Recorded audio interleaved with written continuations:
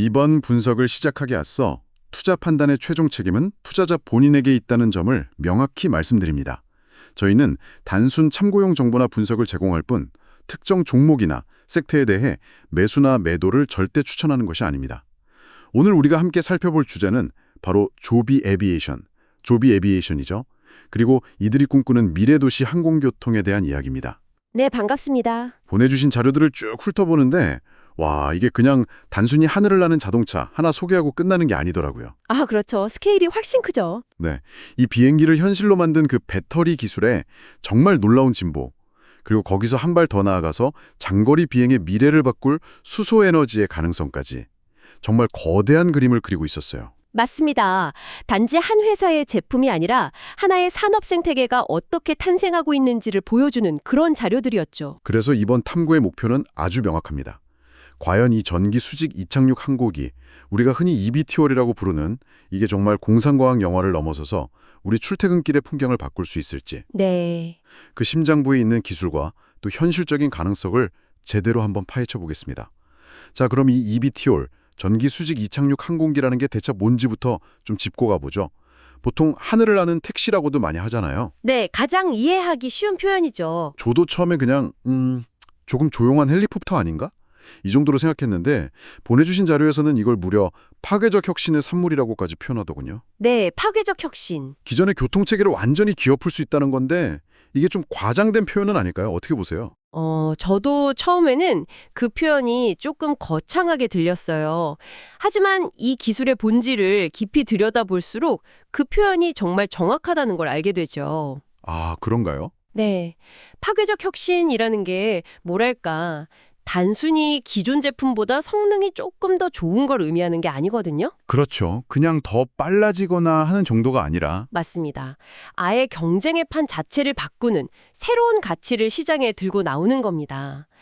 더 빠른 자동차, 더 큰 비행기가 아니라 도시 내 이동이라는 그 개념 자체에 대한 완전히 새로운 해법을 제시하는 거죠. 도시 내 이동에 대한 새로운 해법. 네.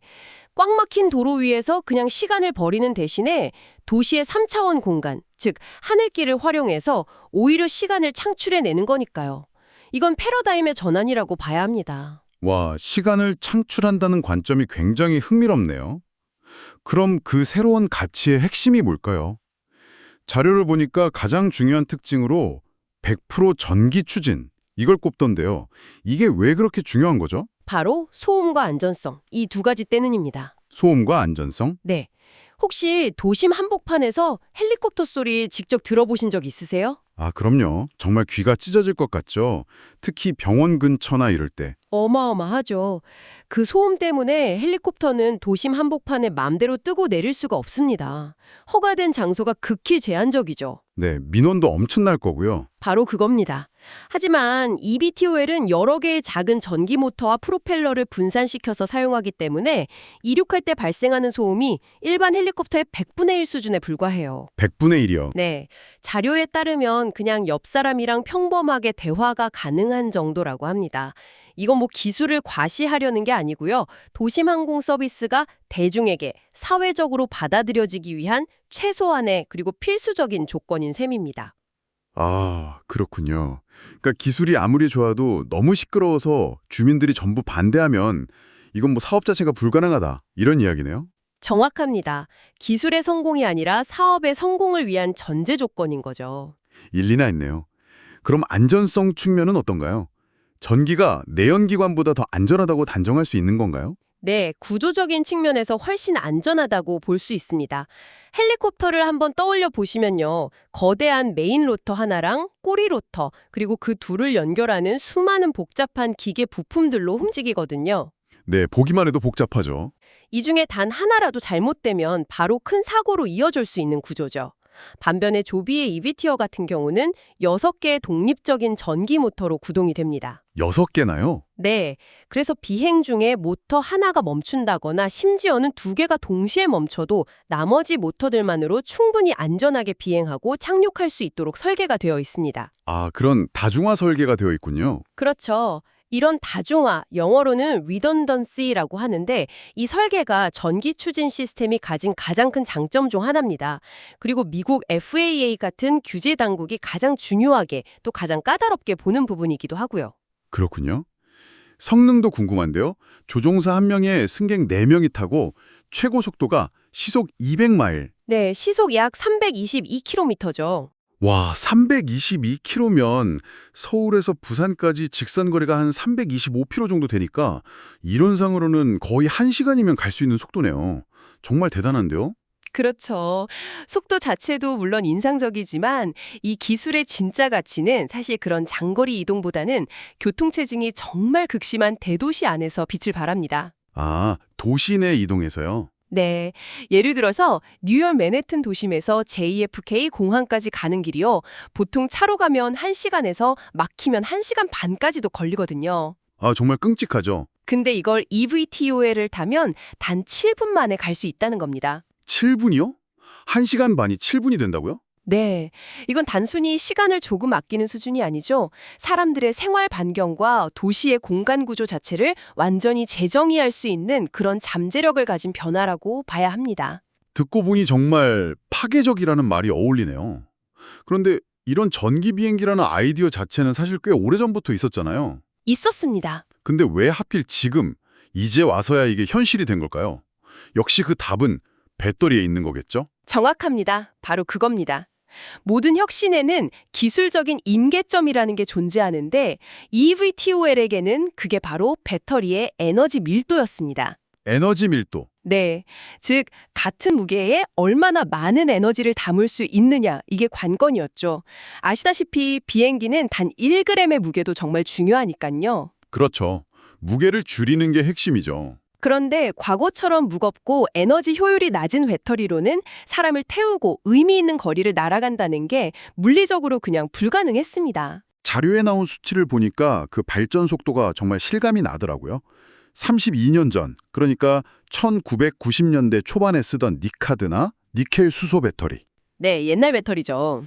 그게 에너지 밀도가 킬로그램당 고작 40에서 50와트시 수준이었다면서요? 네, 그 정도가 한계였습니다. 그런데 지금은 300와트시를 훌쩍 넘어섰으니 이게 단순 계산으로만 봐도 무려 6배 이상 증가한 거잖아요. 네, 그리고 그 6배라는 숫자보다 어쩌면 더 무서운 건 앞으로의 발전 가능성입니다. 아, 미래가 더 기대된다는 말씀이시죠? 그렇습니다.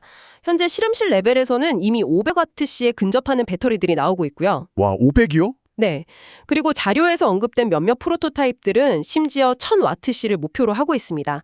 30년 전과 비교하면 무려 20배 이상 높은 에너지 밀도죠. 20배. 이건 단순히 점진적인 개선, 이런 차원이 아니라 아예 패러다임의 전환을 의미하는 수치라고 봐야 합니다. 정말 어마어마한 발전 속도네요. 그런데 자료에서 정말 흥미로운 부분을 봤어요. 운행거리 증폭 효과라는 거요. 아, 네. 그 부분 정말 중요하죠. 저는 그냥 상식적으로 배터리 용량이 2배가 되면 당연히 비행거리도 2배가 되는 거 아닌가 이렇게 생각했거든요. 대부분 그렇게 생각하시죠. 근데 자료에서는 실제로는 3배로 늘어날 수 있다 이렇게 설명하더라고요. 잠시만요. 그건 좀 비현실적으로 들리는데요. 제가 뭘 놓치고 있는 거죠? 3배라니 무슨 마법 같은데요? 하하, 마법은 아니고요. 아주 흥미로운 공학적인 원리가 그 안에 숨어 있습니다. 어떤 원리인가요? 핵심은 바로 예비 에너지에 있습니다. 예비 에너지요? 네. 모든 항공기는 법적으로 어떤 비상 상황에 대비해서든 목적지까지 가는 데 필요한 에너지 외에 추가적인 예비 에너지를 반드시 싣고 다녀야 합니다. 만약을 대비해서요? 그렇죠. 예를 들어서 착륙하려던 공항이 갑자기 안개 때문에 폐쇄돼서 다른 공항으로 회항해야 하는 경우라든지 아니면 착륙 순사를 기다리느라 상공에서 좀 더 오래 채공해야 하는 경우를 대비하는 거죠. 일종의 비상금 같은 거군요. 자동차로 추면 예비 연료통 같은 개념이고요. 맞습니다. 아주 정확한 비유입니다.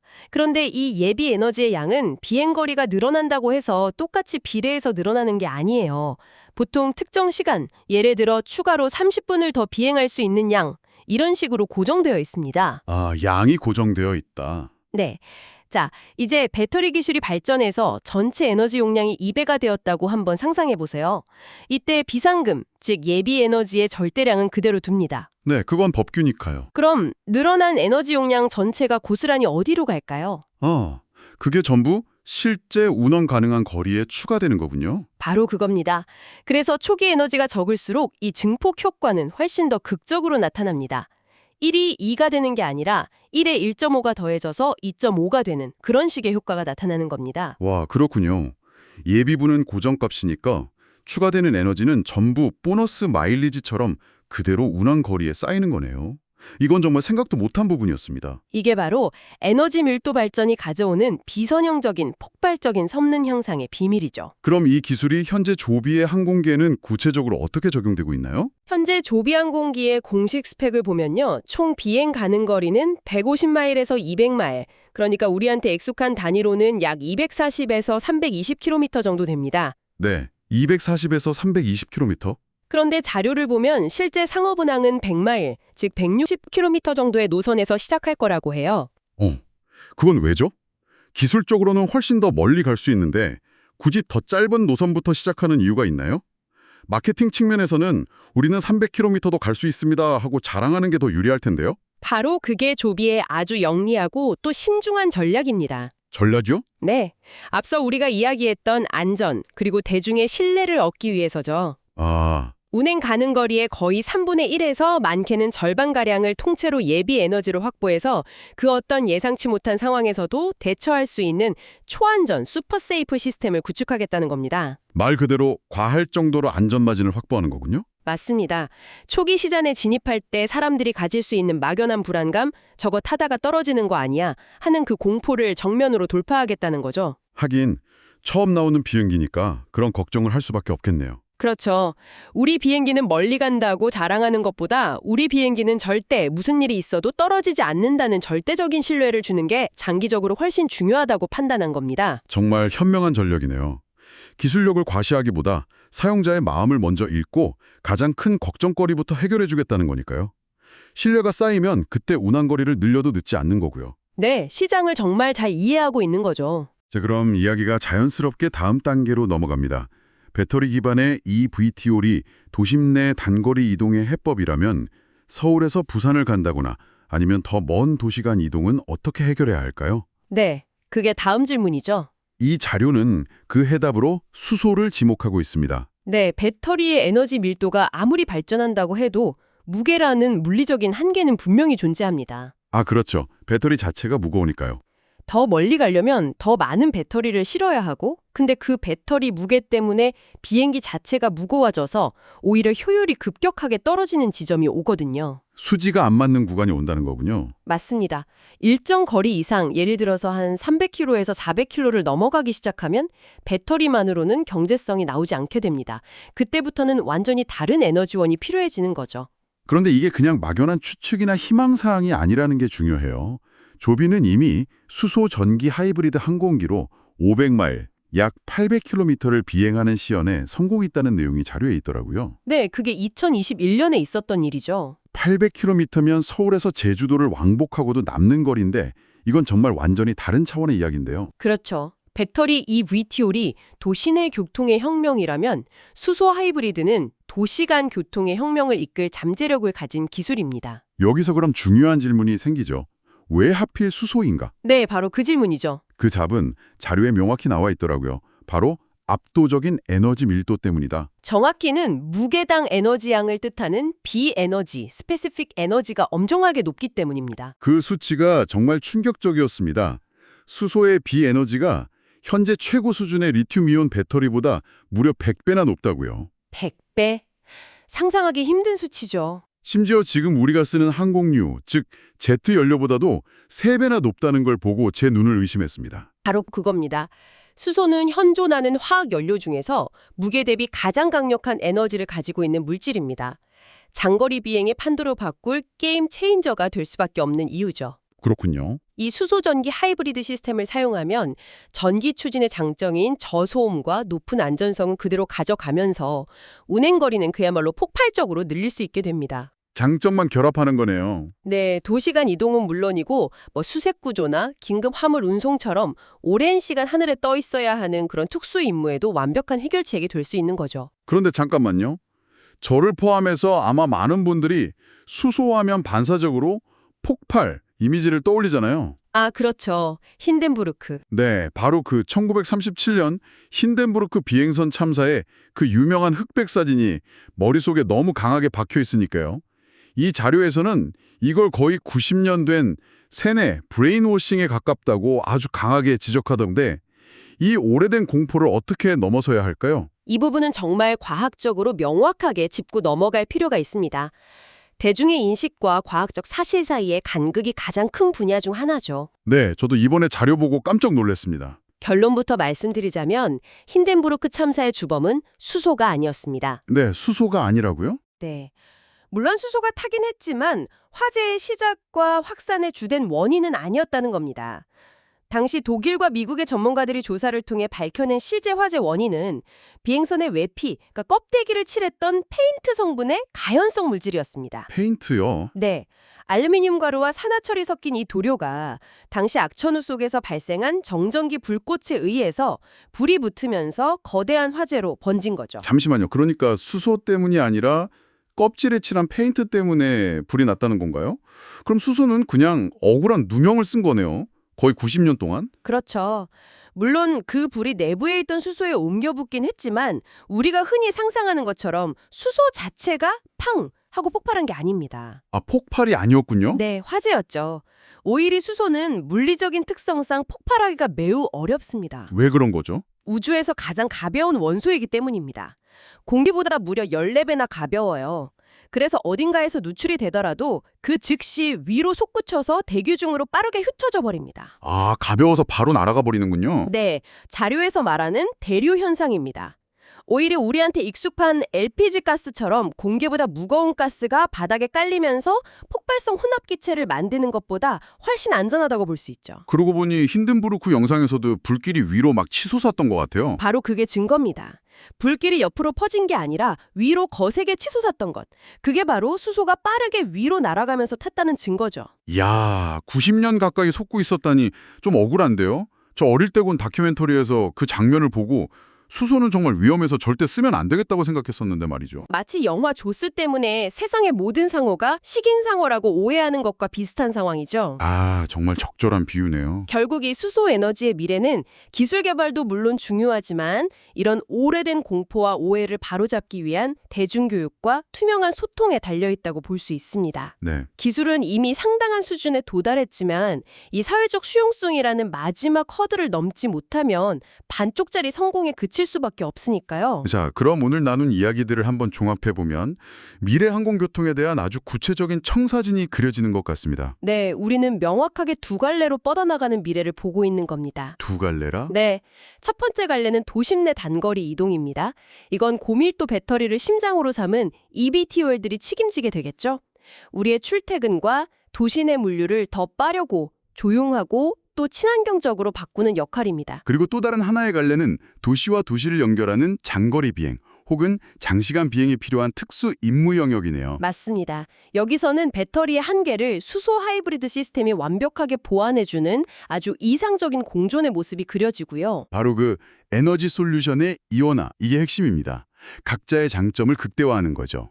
그리고 이 거대한 혁신의 중심에는 조벤 베벌트라는 한 인물의 정말 뚝심 있는 리더십이 있었습니다. 자료에서도 그의 역할을 굉장히 중요하게 다루고 있죠. 맞아요. 거의 20년 가까운 시간 동안 이 한 분야에만 매달리면서 배터리 기술 발전이라는 거대한 파도의 흐름을 정말 정확하게 읽어내고 그걸 항공기라는 급도로 복잡한 시스템에 성공적으로 통합해냈으니까요. 네, 선구자적인 인물이죠. 단순히 기술만 아는 엔지니어가 아니라 시대의 흐름과 기술의 변곡점을 읽는 통찰력이 있었기에 가능했던 일이겠죠. 오늘 우리는 이 기술의 경이로운 발전과 또 그것을 둘러싼 대중의 인식까지 정말 폭넓은 이야기를 나눴습니다. 마지막으로 이걸 듣고 계신 여러분이 한번 생각해 볼 만한 질문을 던지면서 마무리하고 싶습니다. 어떤 질문인가요? 궁금하네요. 비행기는 보시다시피 거의 준비가 되었습니다. 기술적인 가능성은 오늘 우리가 충분히 확인했죠. 네, 충분히요. 하지만 이 혁명을 완성할 마지막 퍼즐, 바로 인프라는 어떨까요? 아, 인프라. 네, eVTOL이 자유롭게 뜨고 내릴 수 있는 도심 속의 이착륙장, 즉 버티포트라고 부르는 시설들, 네, 버티포트. 그리고 단 몇 분 만에 비행기를 다시 띄울 수 있는 초고속 충전 시설, 더 나아가서 잠거리 비행을 위한 수소 공급망까지 이건 비행기 한 대를 잘 만드는 것과는 완전히 차원이 다른 문제입니다. 도시 전체의 설계가 바뀌어야 할 수도 있어요. 정말 중요한 지적이네요. 아무리 좋은 차가 있어도 달릴 도로가 없으면 그냥 무용지물이니까요. 지금 있는 옥상 주차장이나 헬기 착륙장 정도로는 해결이 안 되겠는데요. 택도 없죠. 전력 문제도 있고요. 그래서 여러분이 이 미래를 상상하실 때 단순히 하늘을 나는 멋진 자동차만 떠올리지 마시고 내가 살고 있는 이 도시의 모습이 구체적으로 어떻게 바뀌어야 할지 함께 고민해 보시면 어떨까요? 예를 들어 우리 아파트 옥상은 버티포트로 바뀔 수 있을까? 우리 동네 전력망은 수십 대의 EVTO를 동시에 초고속으로 충전시킬 수 있을까? 이런 질문들을 스스로에게 던지기 시작할 때 비로소 미래는 공상에서 현실로 한 걸음 더 다가올 겁니다. 네, 그렇겠네요. 기술의 발전은 결국 우리 사회가 그것을 어떻게 받아들이고 또 어떻게 준비하느냐에 따라 그 최종적인 모습이 결정될 테니까요. 다시 한번 말씀드리지만 투자 판단의 최종 책임은 투자자 본인에게 있다는 점을 명확히 말씀드립니다. 저희는 단순 참고용 정보나 분석을 제공할 뿐 특정 종목이나 섹터에 대해 매수나 매도를 절대 추천하는 것이 아닙니다. 항상 여러분의 성공 투자를 기원합니다. 내용이 좋으셨다면 구독, 좋아요 부탁합니다.